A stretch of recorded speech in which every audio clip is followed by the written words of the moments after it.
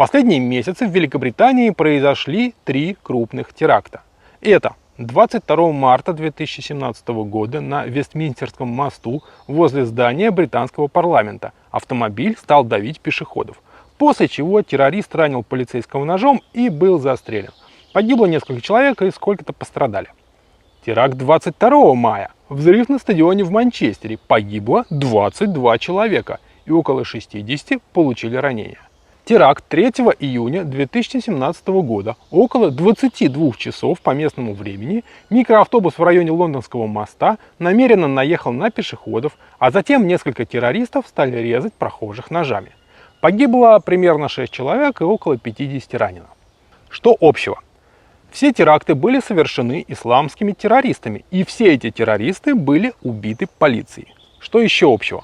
После каждого крупного теракта выступают политики разных рангов, и они все дружно, как под копирку, несут чушь о том, что надо противопоставить террористам наши демократические ценности, сплотиться, объединиться, что терроризму никогда не победить демократию. Это выглядит откровенной глупостью и явным издевательством. Какие такие демократические ценности они собираются противопоставить взрыву бомбы или наезду грузовика? Голосование и права человека? То есть террорист перед наездом должен собрать жертв на голосование и спросить, согласны ли они с тем, что их будут немножко убивать. Но европейские политики несут эту чушь строго по сценарию, возможно, даже не понимая, зачем они это делают. Давайте-ка мы посмотрим на эти события чуть пошире и сопоставим их с другими. Итак, 22 марта 2017 года в Лондоне происходит резня на Вестминстерском мосту. Но ровно год назад, 22 марта 2016 года, мощный теракт устроили в столице Евросоюза Брюсселе. В общественных местах, то есть в аэропорту и метро, прогремели взрывы. Погибло несколько десятков человек, и порядка 300 получили ранения. Ответственность за содеянное взяло на себя исламское государство. Неужели это просто совпадение? Ровно через год, день в день, именно 22 числа. Следующий британский теракт – взрыв на стадионе Манчестера 22 мая.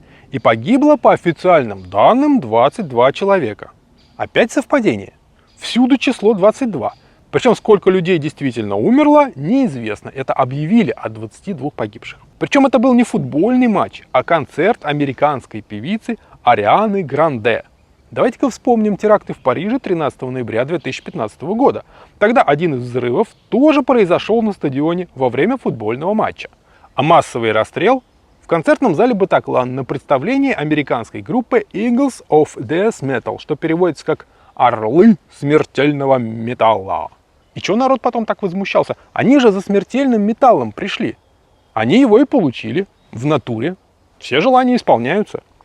Но интересно, что в обоих случаях массовые убийства происходят на концертах американских певцов. И последний лондонский теракт, который в начале июня, происходит в 22 часа по местному времени. Почему-то очень часто мелькает число 22. Теракты в Брюсселе и Лондоне 22 марта, ровно через год. Теракт в Манчестере 22 мая и 22 погибших. В чем дело? Мы используем числа только для того, чтобы считать. Количество предметов, деньги, время – чисто практическое использование. Но так происходит только на самом низшем уровне общества, где мы с вами и находимся. Уровнями выше числа также используются как символы и знаки. 22 – это сакральное число, в котором заложен некоторый смысл. Это своеобразная числовая метка, а также это может быть ритмом. Мы же с вами по ритмам живем. Утром просыпаемся, вечером засыпаем. Наше тело подчиняется некоторым ритмам. Также и общество живет по ритмам. И обществом можно управлять, навязывая свои ритмы. 22 получается умножением другого сакрального числа 11 на 2. Как вы все хорошо помните, снос в Нью-Йорке башен Всемирного торгового центра произошел 11 сентября. Если вы посмотрите историю, что же происходило в 11 и 22 числа месяцев, то найдете много чего интересного. Теперь кратко о том, как устроена власть. В обществе создана картинка, что всем управляет государственная власть, а самый главный человек в стране – это президент. который выбирается на голосовании. Толпа баранов, ну то есть избирателей, идет и голосует за какого-то кандидата, который потом становится главой государства. Также избираются депутаты в парламент, который принимает законы. Но вся эта система – театр для народа. Президенты назначаются.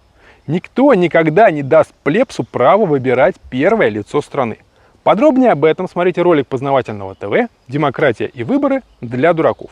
Власть принадлежит кланам, родам и группировкам, зачастую негласным. Именно они рассаживают своих людей на высокие посты. Какой клан сильнее, тот и поставит своего президента. И на всех остальных уровнях государственной власти происходит точно так же. Но помимо явно видимой государственной власти имеется еще несколько ее видов. Это власть финансовая, культурная, научная. Кто контролирует финансы, тот покупает политиков, актеров, ученых, ну в общем всех, кого захочет. А купленные деятели будут исполнять волю хозяина и обрабатывать общество согласно сценарию нанимателя. Эти виды власти, финансовая, культурная, научная, не так видны и действуют скрыто, косвенно. Поэтому большинство людей не обращает на них внимания и считают, что самый главный – это президент. И если что-то идет не так, то виновато всегда первое лицо. Но президент – это лишь один из актеров политического театра. У него даже формально, по закону, власти-то не очень много. Но кто из толпы баранов эти законы читает и осмысливает? К тому же на Земле существует глобальное управление, которое находится над государствами и над президентами. Оно как раз и контролирует научную, культурную и финансовую власть во многих странах. Деятельность этого глобального управления с каждым годом становится все более очевидной. Игнорировать глобальную власть и говорить, что ее нет, может лишь тот, кто не хочет собирать факты из окружающего мира и осмысливать их. То есть большинство населения и те, кому по должности не положено про такое говорить. Как управляет глобальная власть, мы с вами чуть позже разберем. Как раз они вместе с другими управленческими кланами используют символику чисел. Повторение числа 22 в терактах – это явный намек кого-то кому-то. И это сакральное число повторяется где? В Великобритании, которая имеет очень большое влияние в мире. Для тех, кто не знает, королева Великобритании официально является главой Канады и Австралии. Еще существует Содружество наций, состоящее из бывших британских колоний, куда входит 53 страны. И это только та власть Великобритании, которая видна на поверхности, а сколько еще скрытой. Но вот вам королевское величество меточка 22. И еще эта метка была использована в Брюсселе. А что такое Брюссель? Столица Евросоюза. Получается, что две столицы получили одинаковые метки. Причем в Великобритании досталось как-то побольше. Наверное, потому что реальной власти у нее все-таки больше, чем у Евросоюза. Очевидно, что за серией терактов этих трех в Великобритании и других, которые произошли в Европе, стоит некая сила. Ну, конечно, мы же все знаем, это ИГИЛ, страшные мусульманские террористы, которые устраивают взрывы, режут всех ножами и кричат «Аллах Акбар». Именно ИГИЛ, который у нас в России официально запрещен, берет на себя ответственность за большинство европейских терактов, которые устраиваются отнюдь не белыми европейцами, а, так скажем, загорелыми приезжими мусульманами. Так что враг известен, обозначен и предельно ясен.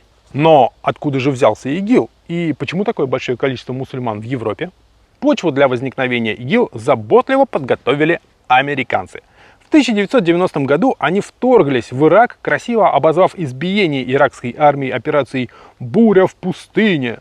Поводом послужило обвинение в том, что у страшного диктатора Саддама Хусейна есть химическое оружие, которое он вот-вот применит ко всем окружающим.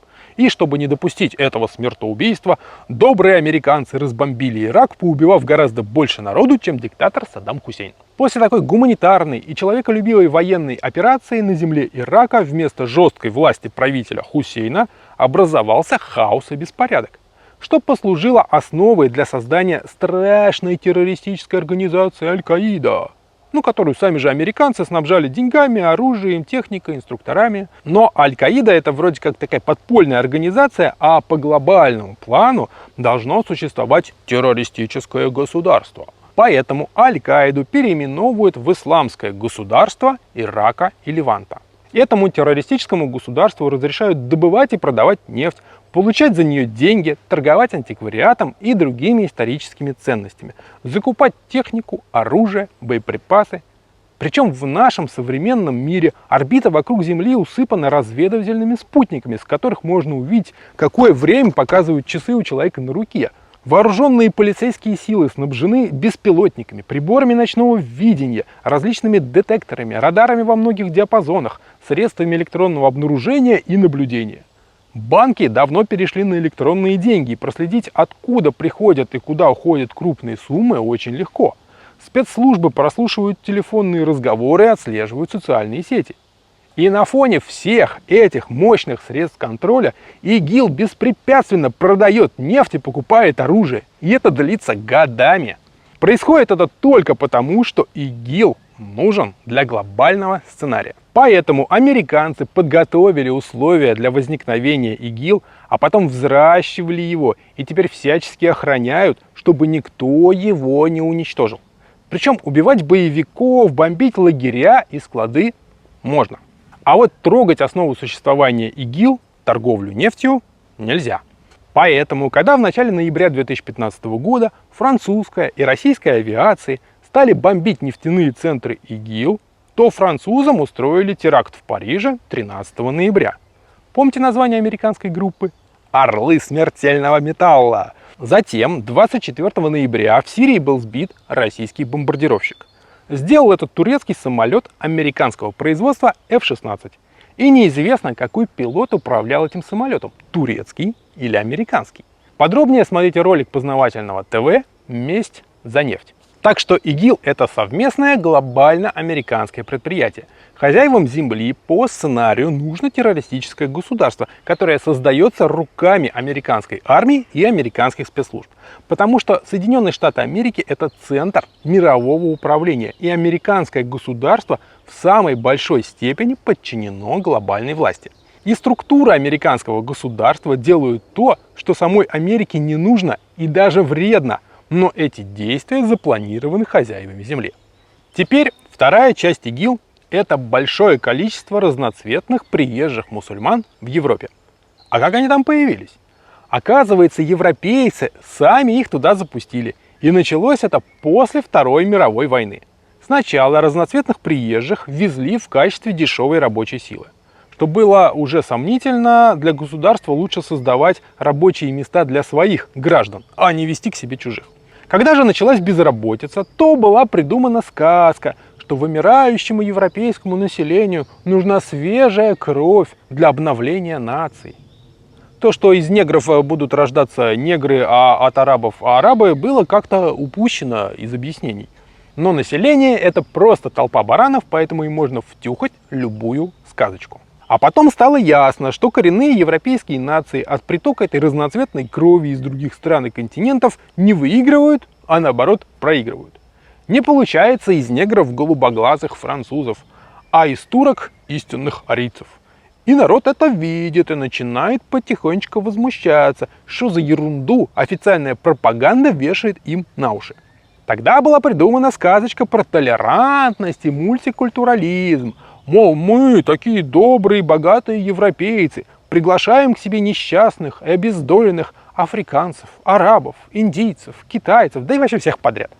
А кто возражал, тот объявлялся расистом и нарушителем прав человека. Ну, стадом же легко управлять.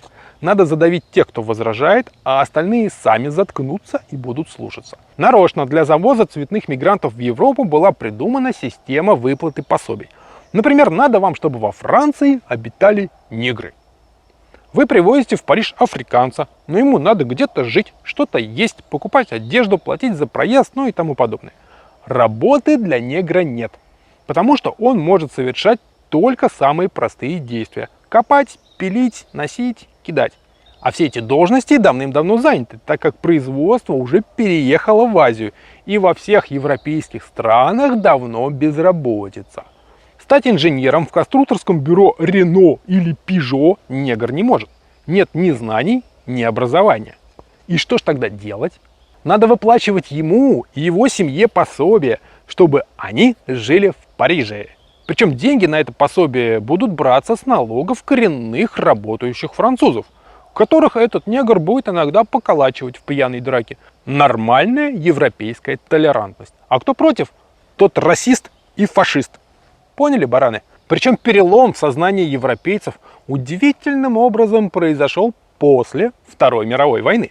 Почему-то до нее они считали негров, арабов, индусов и прочих жителей Африки и Востока людьми второго сорта. Почти все европейские страны имели колонии и без всякого стеснения гоняли туземцев, как им захочется. Но потом вдруг у всей Европы случилось просветление мозгов. И они осознали, что разноцветные туземцы – это тоже люди, которых надо любить и содержать на собственные деньги. Каждая страна стала вести к себе мигрантов из своих же бывших колоний, которые отпустили на волю после Второй мировой войны. Транспортные и управленческие связи налажены. Раньше в Европу из колоний везли товары, а вот потом во Францию хлынули негры и арабы из Африки, в Великобританию индийцы и афганцы, в Нидерланды жители Океании. Только у бедной Германии колоний не было. Их отобрали еще после Первой мировой войны. Но этот вопрос решился очень просто. В Германию стали везти турок. Но нельзя же обделить Германию таким счастьем, как толпа людей иной расы, иного мировоззрения, иной религии, иной культуры, иного воспитания, иного образования, да и вообще чужих. Дошло до того, что мэром Лондона, столицей огромной Британской империи, стал мигрант-мусульманин Садик Хан. Понятное дело, что его туда назначили через спектакль выборов. Но даже если предположить, что выборы были честные, то неужели в Лондоне проживает больше приезжих мусульман, чем коренных белых британцев? А зачем на таком высоком посту нужен приезжий мусульманин? Подробнее смотрите ролик познавательного ТВ «Скрытое оружие». Понаехали! То есть те кланы, которые управляли Европой, сильно ослабли после двух мировых войн, и нынешние хозяева земли частично руками американцев успешно насаждают Европе свой сценарий. Но какой?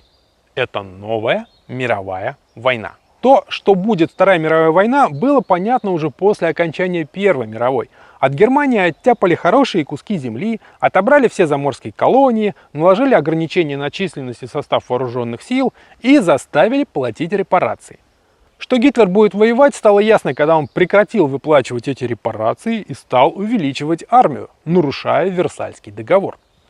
Однако же, о чудо, все окружающие страны с этим молча согласились.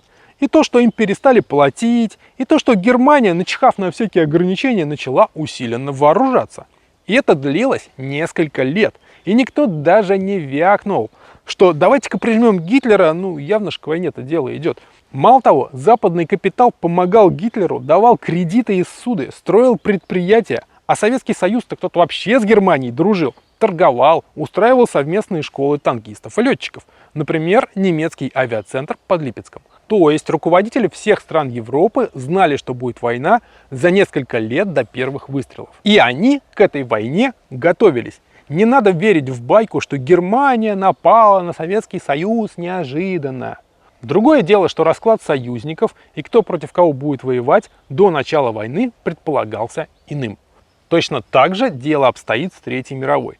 Подготовку к ней начали еще в 60-е годы прошлого века. И как раз для нее, для этой самой войны, в Европу стали под разными предлогами везти разноцветных приезжих.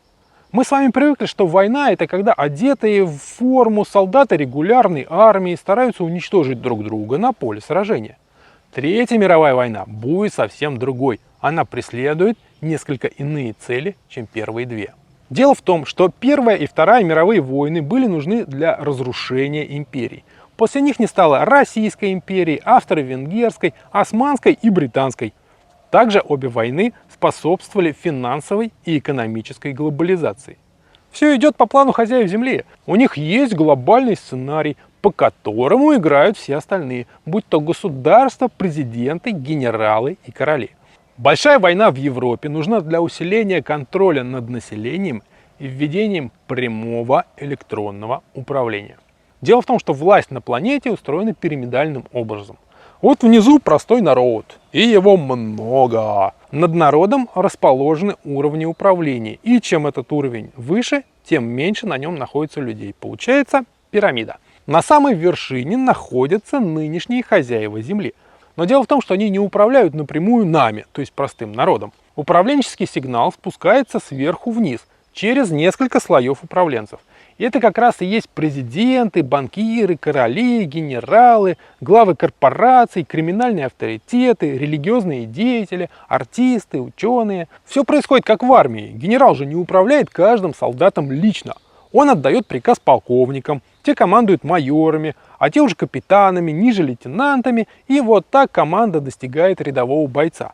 В армии эта структура хорошо видна, и система глобального управления землей действует похоже, только скрытно.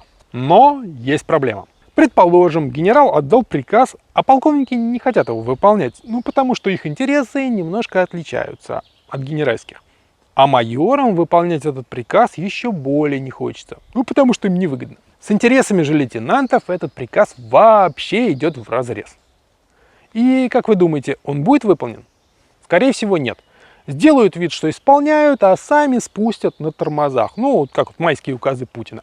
Может быть, десяток или сотню рядовых после этого расстреляют так для вида. Надо же показать командованию свое рвение. Строгие офицеры наказывают провинившихся. Рядовых и мелких там чинов не жалко, еще наберем. Но на самом деле никто ж не собирался выполнять приказ генерала. Вот точно так же работает глобальное управление. Хозяева земли вынуждены держать по несколько враждующих кланов на каждом уровне управленческой пирамиды. Нужно постоянно держать баланс сил как минимум между двумя сторонами, а лучше 3 или 4. И подбрасывать им ситуации, чтобы делали то, что хотят хозяева земли, даже помимо своих собственных клановых интересов. Иначе их сожрет другой клан, который намеренно усилит. Пример. Противостояние Советского Союза и Соединенных Штатов Америки. Планету разделили на 2 лагеря и стали стравливать их между собой. В итоге 2 сверхдержавы с огромной скоростью разрабатывали военные технологии и клепали вооружение, а также устроили совершенно ненужную и затратную космическую гонку. Затем, по плану хозяев Земли, должно было произойти экономическое слияние 2 систем – капиталистической американской и социалистической советской. Но из-за того, что американские кланы сильно нажимали, а часть советской верхушки оказалась тупой и продажной, получилось не слияние, а военная победа Соединенных Штатов Америки над Советским Союзом. Подробнее смотрите ролики познавательного ТВ «Военное поражение Советского Союза» и «Медали за победу над СССР». В итоге американские кланы стали самыми сильными на планете, и в некоторых отношениях их власть стала даже больше, чем у хозяев Земли.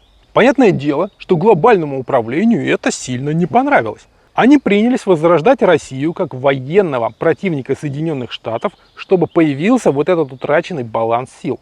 А то американские кланы откровенно обнаглели и стали строить свою собственную глобальную империю. Поэтому на должность президента Российской Федерации был назначен Владимир Путин. Клан Путина в целом справляется с задачей, которая возложена на него хозяевами Земли. Именно поэтому в Соединенных Штатах и Европе Путина клеймят тираном и самым страшным злодеем. Они-то прекрасно понимают, что он делает и с какой целью. Однако экономически Россия находится в очень большой зависимости от Запада, и вот эту зависимость никто обрывать не собирается. Россия даже не может сама напечатать рубли, потому что по закону это может делать только Центробанк, который правительству Российской Федерации вообще никак не подчиняется. Примерно такое же положение в Соединенных Штатах Америки, где доллар выпускает не государственная федеральная резервная система, потому что главные деньги контролируются хозяевами земли. Дональда Трампа тоже назначили президентом Соединенных Штатов именно для опускания обнаглевших американских кланов. Именно назначили. После победы над Советским Союзом американские кланы были очень сильны, и только через четверть века глобальному управлению наконец-то с большим трудом удалось усадить в кресло президента свою кандидатуру, чего почти никто не ожидал. Россия уже перешла на подготовку к широкому вооруженному противостоянию с Соединенными Штатами, а тут хлоп, вместо яростной бабушки Клинтон сговорчивый дедушка Трамп. Надо менять политику. В последнее время начался крик, что, мол, Дональд Трамп позабыл свои предвыборные обещания и теперь делает все наоборот.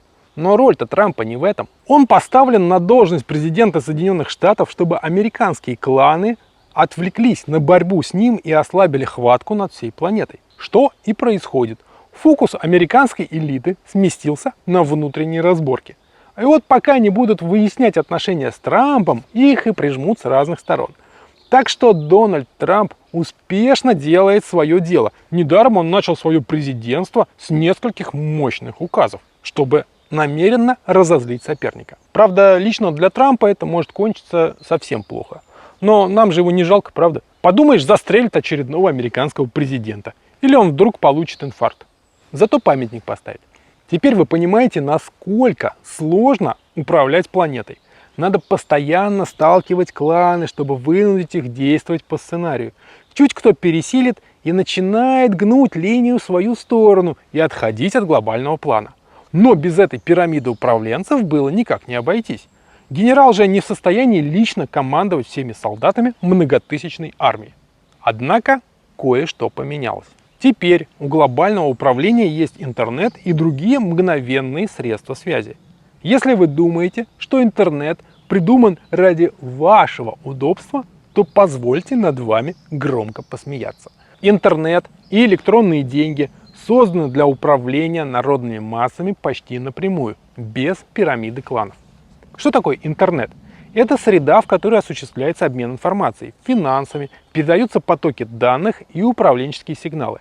Интернет, по сути, состоит из трех частей. Это сама сеть передачи данных, то есть провода и Wi-Fi.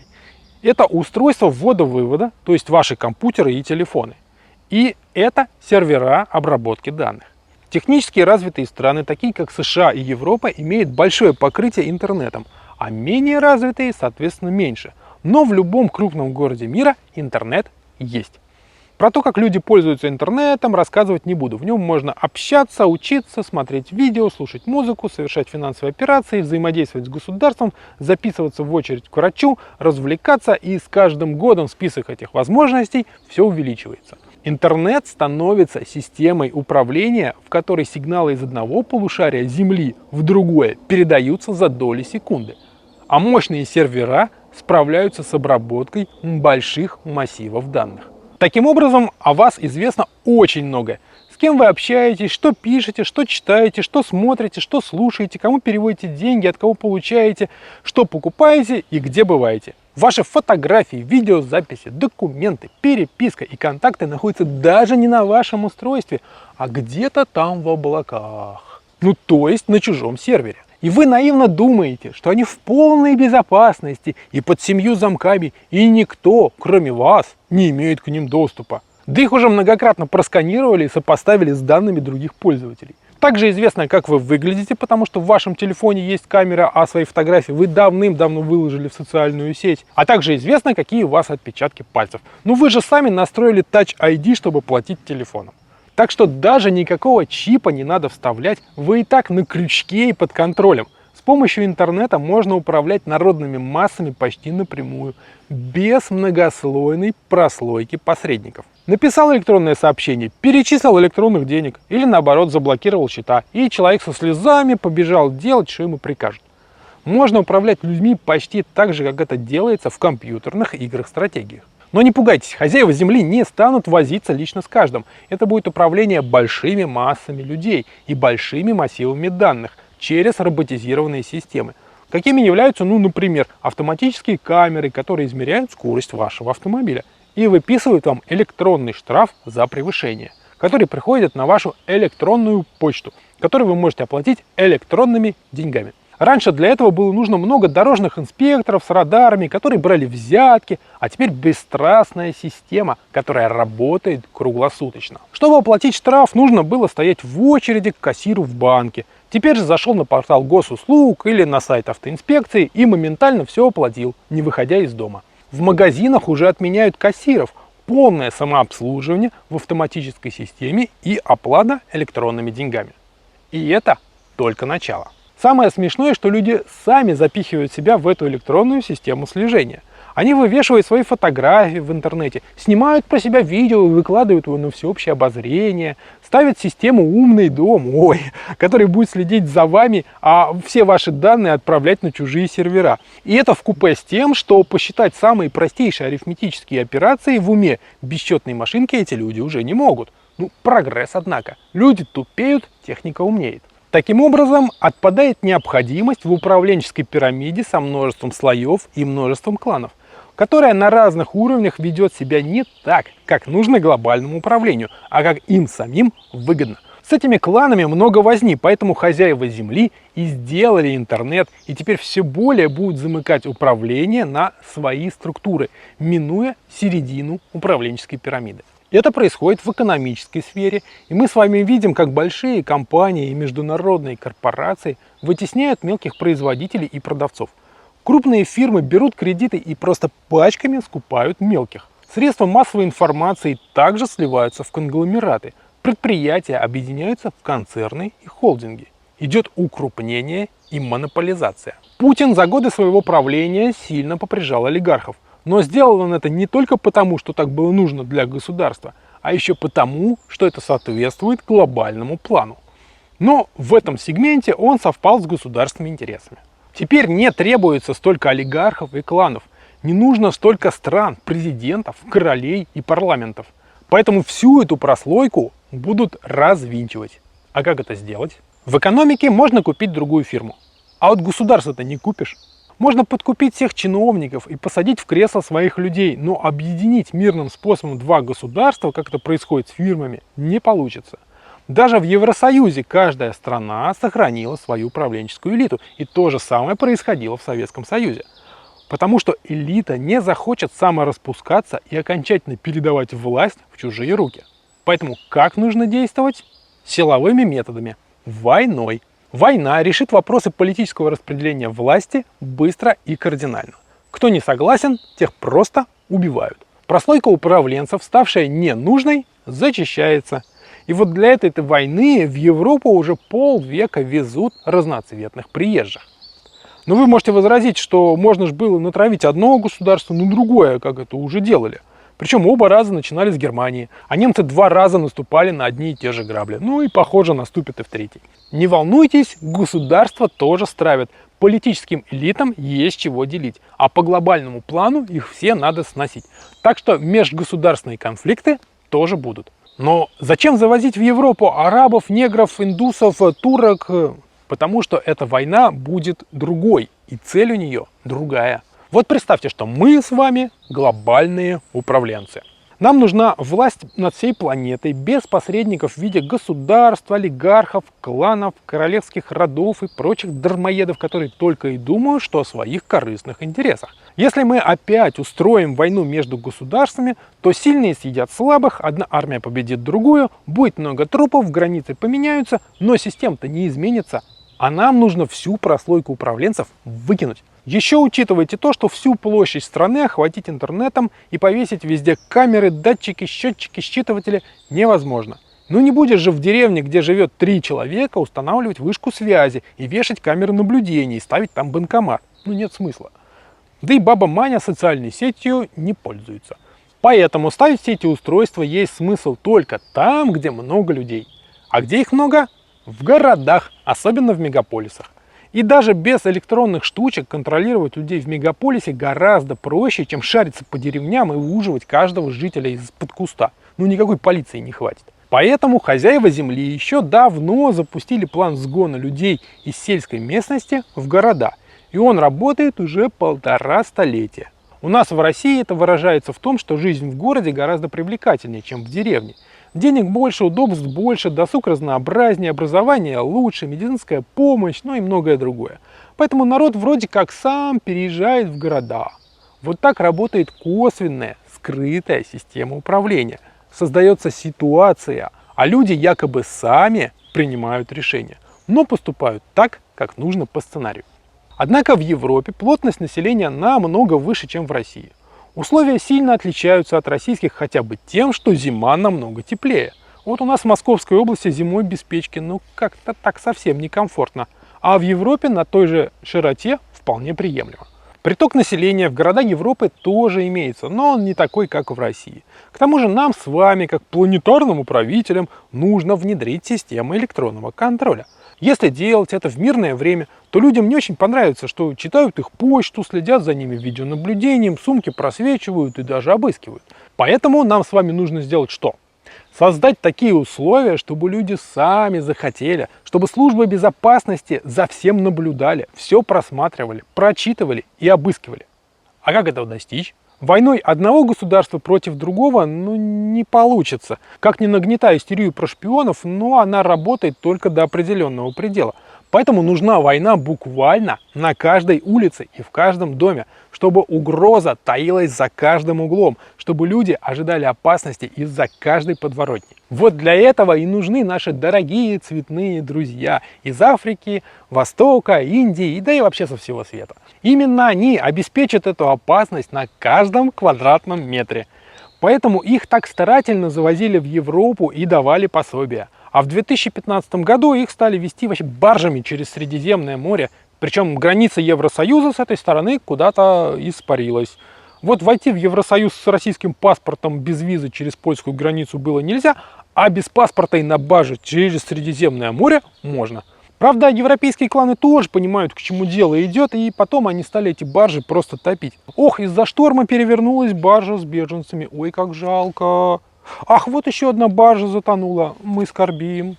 А вот еще одна потонула, ну ты смотри. А что поделаешь? Природа, стихия. Но нерегулярного воинского контингента в Европе уже достаточно. И здесь в игру вступает ИГИЛ, который посылает страшных террористов, которые устраивают показушные теракты. Вы сами подумайте, если вы террорист и ваша цель убить как можно больше людей, то что нужно сделать? Самые логичные способы какие? Устроить аварию в туннеле метро. Не взрыв на станции или в вагоне, а крушение поезда именно в туннеле. Будет очень кроваво, жертв в море, и метро еще закупорено, пока его там разгребут. Именно так поступили американцы в московском метро 15 июля 2014 года, после того, как Россия ввела войска на Украину и сделала буфер Новороссии.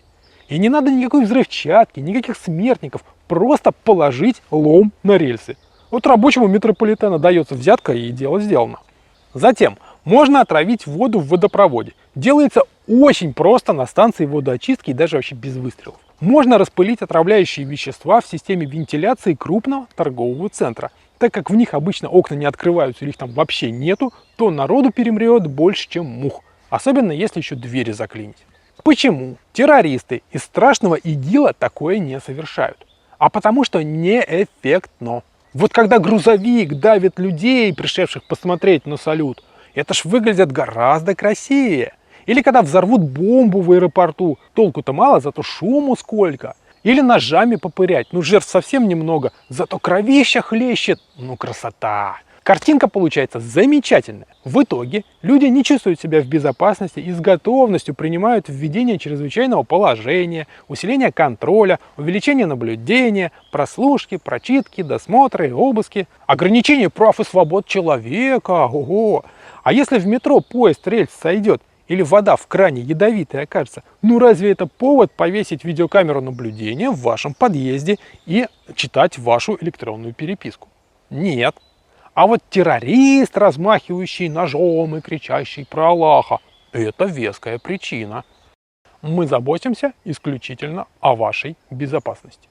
Подробнее смотрите ролик Познавательного ТВ «Зачем нужны террористы?». Причем этих террористов обычно убивают на месте, потому что если их захватывать живьем, они расскажут такое, что никак не укладывается в официальный миф про ужасный ИГИЛ и радикальных мусульман. Еще проболтаются, кто их к терактам готовил и где это происходило. Вот европейские бараны-то удивятся. Поэтому террористов ни в коем случае нельзя оставлять живых. И еще одно наблюдение. Пока была холодная война между Советским Союзом и Соединенными Штатами, то простой народ пугали ядерными бомбами противника. После развала Советского Союза пугаться вроде бы как стало нечего. Однако откуда-то появились террористы. И теперь мы все их боимся. Потому что народ надо постоянно чем-то пугать. Американской ядерной бомбой, русскими десантниками, озоновой дырой, концом света, еврейским заговором, неизлечимым раком, терроризмом, чтобы не расслаблялись, чтобы боялись и думали о выживании, а не о высоких материях. Человек должен быть напуган и должен бояться. Вот одно из правил управления хозяев Земли, которое имеет под собой твердую биологическую и научную основу. Они-то прекрасно знают, зачем пугать человечество. Будущее по глобальному сценарию будет выглядеть так. Большие города, в которых безопасно, там есть полиция, охрана, медицинская помощь, развлечения, образование. Все подключено к интернету, даже кофеварка и унитаз. Все ваши действия прозрачны, в любой момент известно, где вы находитесь и что вы делаете, с кем говорите, что съели на обед и какие продукты остались у вас в холодильнике. Оборот наличных денег почти исчезнет. Все ваши данные будут известны управлению, и все, что вы делаете, будет им контролироваться. Автоматически, конечно, личного надзирателя человека не будет. Он станет подключаться к наблюдению за вами, если автоматическая система начнет сигнализировать о вашем неправильном поведении. А вот за городом, куда не всегда дотягивается интернет и где нельзя сделать вот эту вот большую систему слежки, наблюдения и сбора данных, уже не будет такого уровня безопасности, а то и вообще местность станет контролироваться бандитами.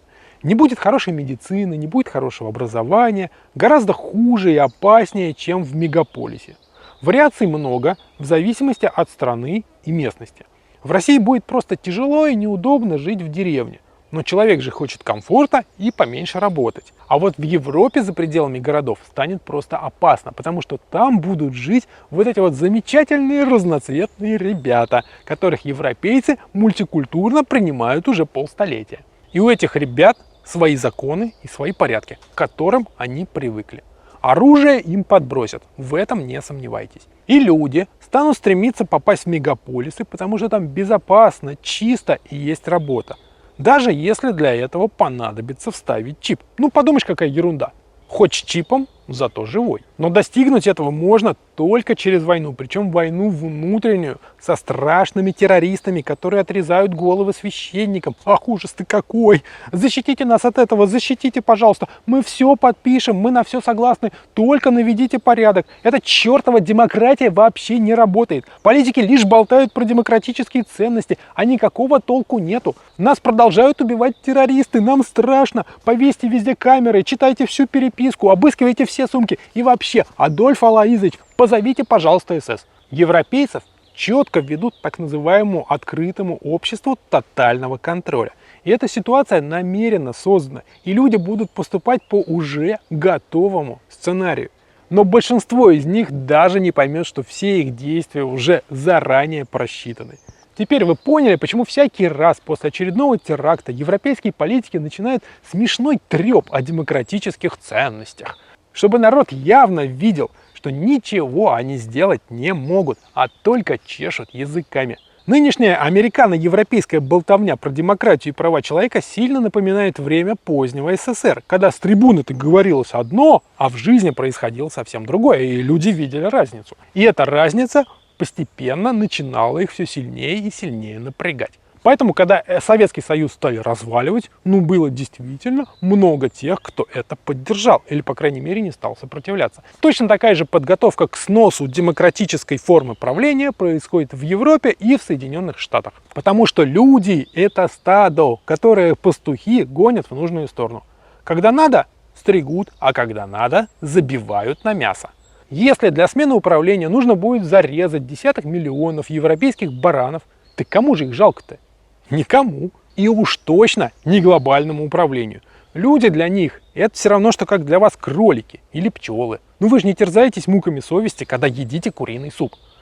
Вот они спокойно и взвешенно планируют войну и резню, которая сменит систему управления и технологический уклад.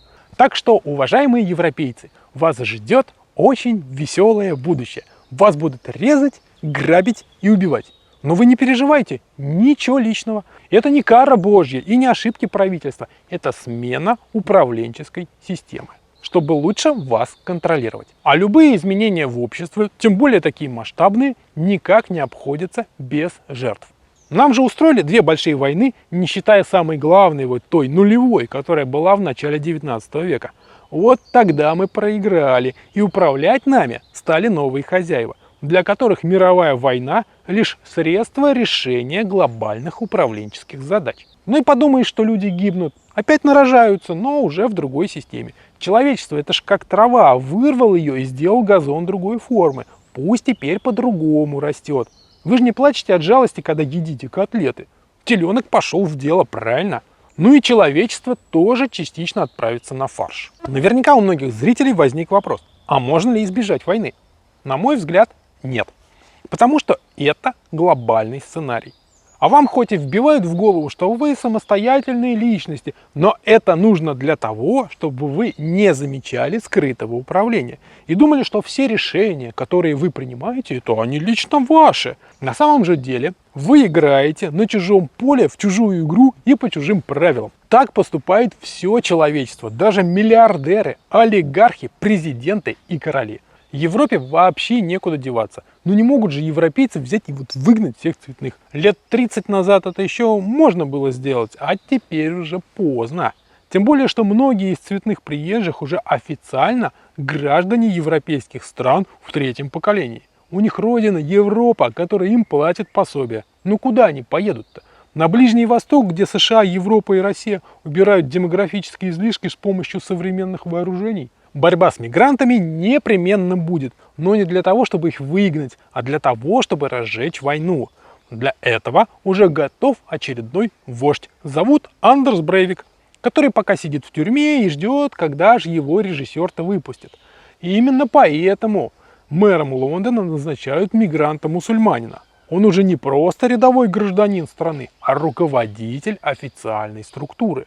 И он постарается поставить своих людей на все места в управлении Лондона. И эту структуру так просто уже не выкручишь. А вы же сами понимаете, на кого она тогда будет работать. Отнюдь не на белых коренных европейцев.